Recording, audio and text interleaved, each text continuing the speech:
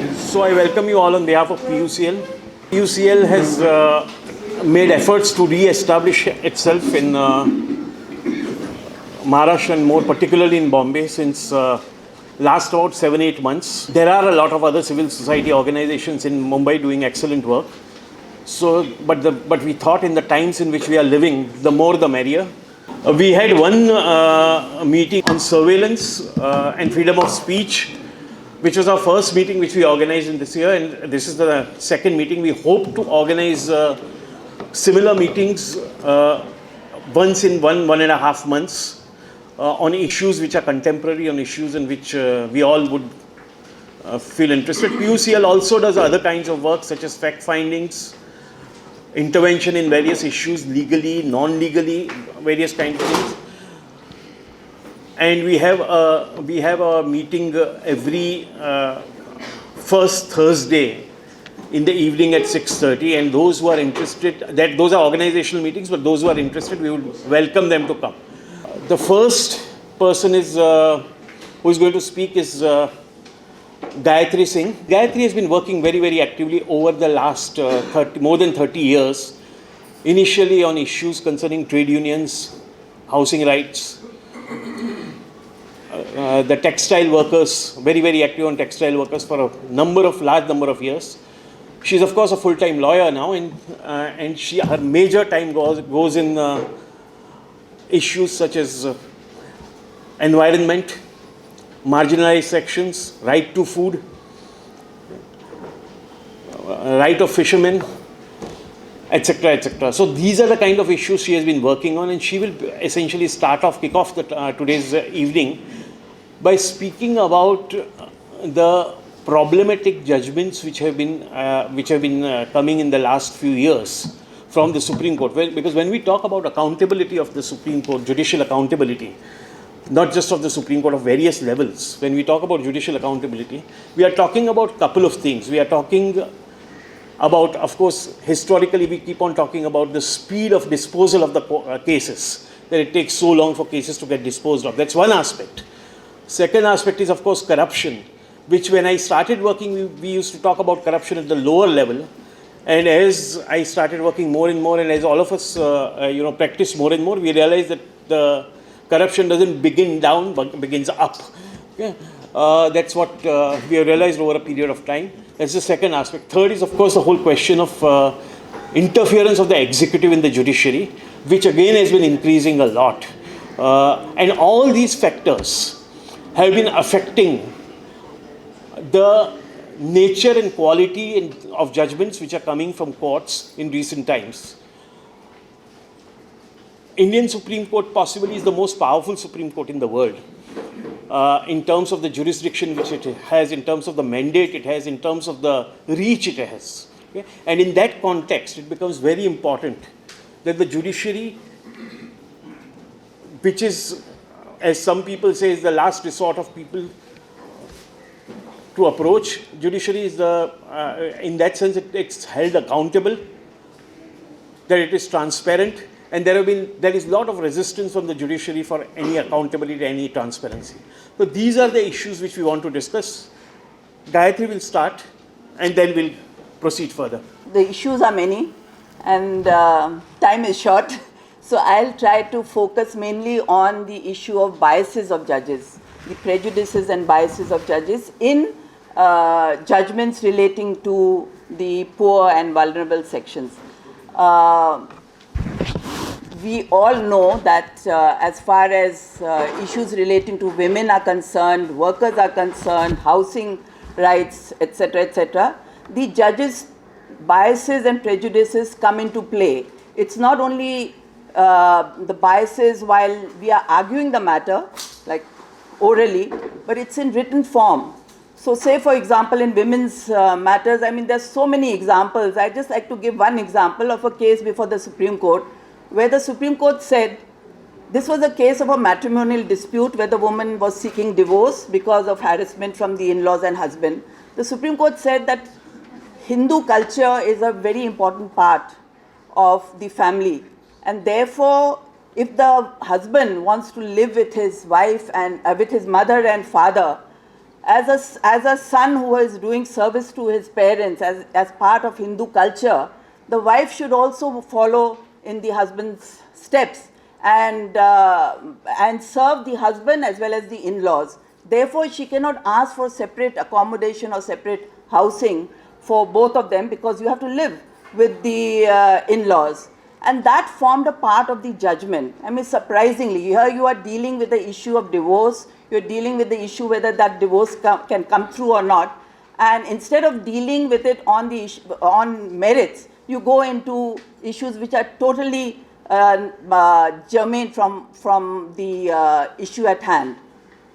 The biases and prejudices are many, but I would like to just focus on 3 acts where, because we are told as lawyers that judges do not play an active role.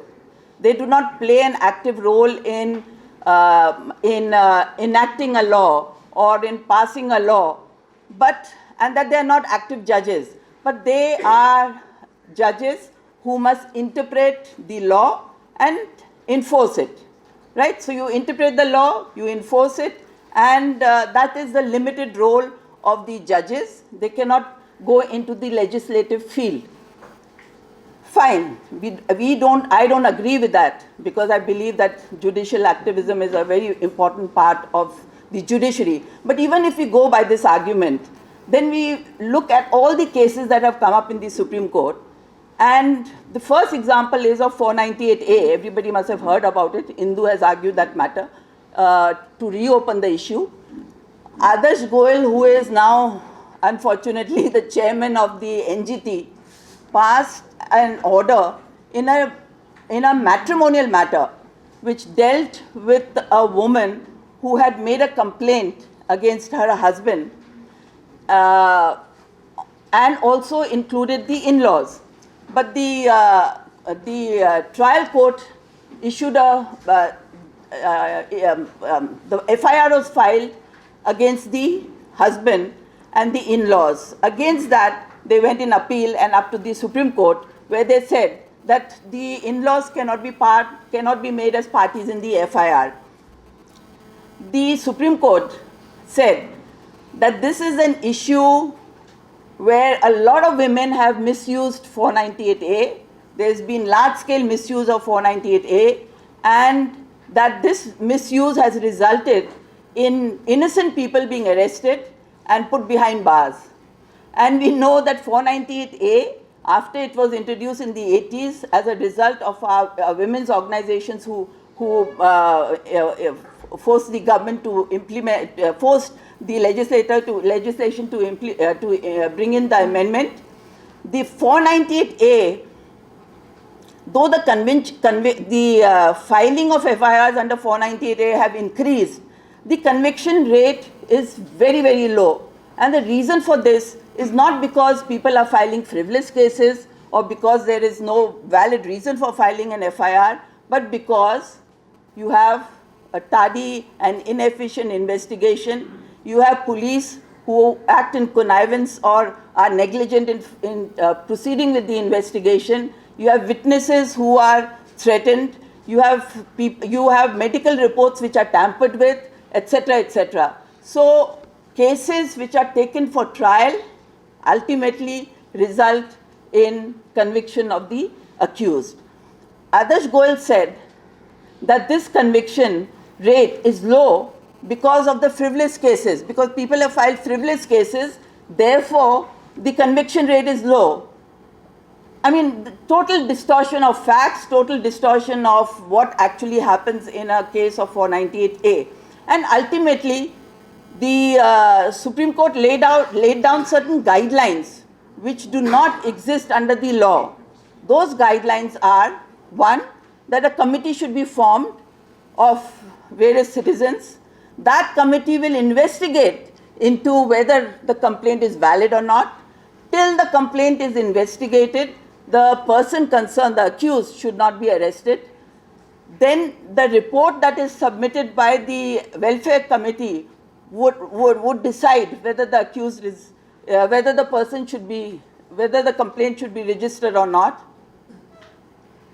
And finally, that yes, then the final one was where husbands have absconded and left the country. It is very difficult to get orders implemented by the husbands who have fled the country. So the CBI had issued guidelines with regard to red corner notices being issued and impounding the passports. The court says no, you should not impound the passports, there should be no red corner notices, and people concerned should not be arrested. So finally, ultimately, in this case, a women's organization finally filed a petition in which Hindu has argued that matter, and I think it's kept reserved for judgment. On the ground that Adarsh Goyal has, that was one of the arguments, that he has exceeded his jurisdiction and entered the legislative field, which he should not have done. The second most important case of Adarsh Goyal, the same judge, was in the SC/ST case. And in the as everyone knows, again, a similar situation where the SC/ST Act was introduced to prosecute people who had either, for various reasons, where the Dalits and tribals had been attacked and were being victimized. Now, according to Adarsh Goyal, the SC/ST Act again is very stringent. Frivolous cases are being filed against innocent people. Innocent people are put behind bars and their fundamental rights have been taken away. And therefore, he again issued guidelines as far as the SC/ST Act is concerned and said that no person accused in an offence should be arrested. The issue is that the SC/ST Act was amended in 2016, which said, and it was amended because no action was being taken against the accused, and we know that though cases are filed under the SC/ST Act, the conviction rate again is very low. And Adarsh Goyal uses the information given by the Crimes Bureau to come to the conclusion that because conviction rate is low, therefore the cases that are being filed are frivolous. Totally lopsided argument to come to a conclusion which has absolutely no relation to the reality. And in this case also, he passed directions which said that no person should be arrested. As we all know, there have been a lot of protests against this judgment, and there's a request to review it. The central government did file a review application, and in that review application, the court held that was a justified order, that it was justified because there's a presumption of innocence. Once there's a presumption of innocence, no person can be arrested. So here we are again on the stringent provisions of the SC/ST Act being watered down, and not by any amendment, not by any law, but by the judiciary. The judiciary is taking an active part in amending and legislating where they should not. So these are the two most important acts where a lot of judgments, there are a lot of similar judgments that have been passed where the judges have tried to water down and have succeeded in watering down the provisions. The third act, and I think Shailesh brought this point out, and I would like to point this because it has ramifications which are wide sweeping. It has an impact on all different types of organizations who have been fighting under the RTI, and that is the RTI Act.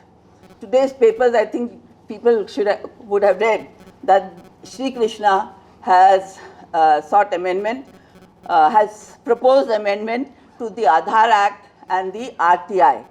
So before I come to that, the issue as far as RTI is concerned, everybody knows that before the RTI was enacted, the judgments of the Supreme Court in 2003 and prior to that, that is Raj Narayan's case, the PUCL case, the ADR case, all had said that information is a basic right and a fundamental right, and that under 19(1)A, information has to be given to the citizens. That was the first, those few acts, few judgments were the ones which brought in the whole concept of right to information.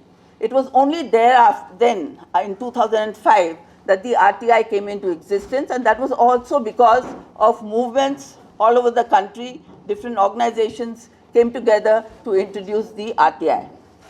Now, the most important section in RTI is one of the most important, because 3 says all information should be given. All citizens are entitled to information. That is the gist of the Act. And there is an exception to the Act which says that under certain circumstances, information cannot be given. That is Section 8 and Section 9. Now, if you look at Section 8, 8 talks of personal information that should not be given if it is not related to public activity, right? 1. 2 is, if it does not, if there is no unwarranted intrusion into the privacy of an individual, unless it is in larger public interest. That's the second part. And the third proviso is that all information that can be placed before the parliament and the state legislature will become public information, whether you call it private or whether you call it public. This is the gist of the 81J provision. Now, unfortunately, the Supreme Court, in a number of judgments which I will not go into, has completely diluted and watered down this provision by saying that private information, personal information, is something which cannot be given. It's a sweeping statement. It cannot be given. The reasons provided under the Act when it can be given are not touched at all by any of the judgments. So the most important judgment of 2012, I think, Girish Deshpande's judgment, says, it's a very short judgment which deals with the CIC order. The CIC order, that was a judgment where applicants sought certain documents of a public officer, that is a Provident Fund officer, working in the Regional Provident Fund office. So he was a public person, he was not a private person. The information that he sought was relating to show cause notices issued to him, assets, details of his assets, details of income tax, etc., etc. Now, the reason why they were asked for is because that person it was claimed that he had taken money and that he should be prosecuted for corruption. So they were trying to collect information with regard to that. The CIC said, no, we cannot give this information because income tax details are private and personal information, and referred to some vague judgment which had absolutely no relevance to the facts of the case. And then finally, the Supreme Court said that yes, the CIC judgment is final. It upheld the order and said that the income tax details of that person and other details relating to his assets cannot be given because they form part of personal information. So the question was, how many more minutes? 5. So the question was that that the information that was to be provided was not provided, and that Supreme Court judgment became the law as it was treated by various other subsequent judgments. That is one major judgment that till today, that is in 2012, till today, people are using it in various. So if you ask for income tax returns, you will not get it. If you ask for details regarding a judge and about the integrity of the judge and other details, you will not get it because that is personal information. If you ask details about say the interstate dispute between employees, if they are being transferred from one department to another by way of victimization, you will not get that because that is personal information. So again, the Supreme Court has sought to amend the Act and water down the provisions of the Act and do away with any sort of information which might even deal with public officers and public related information. And finally, I would just like to say that as far as the Data Protection Act is concerned, that also now the Shri Krishna Committee has recommended that the Data Recommendation Act should be amended to bring about changes in Section 81J.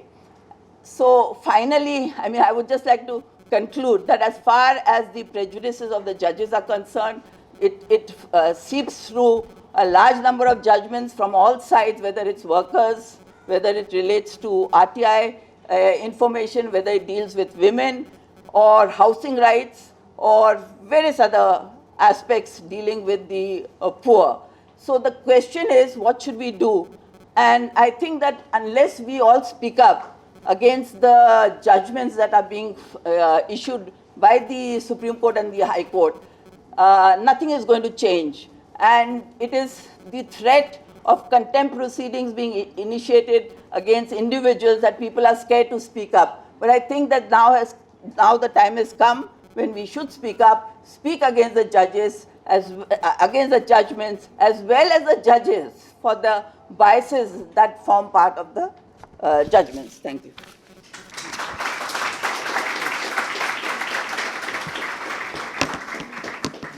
Thank you, Gayatri.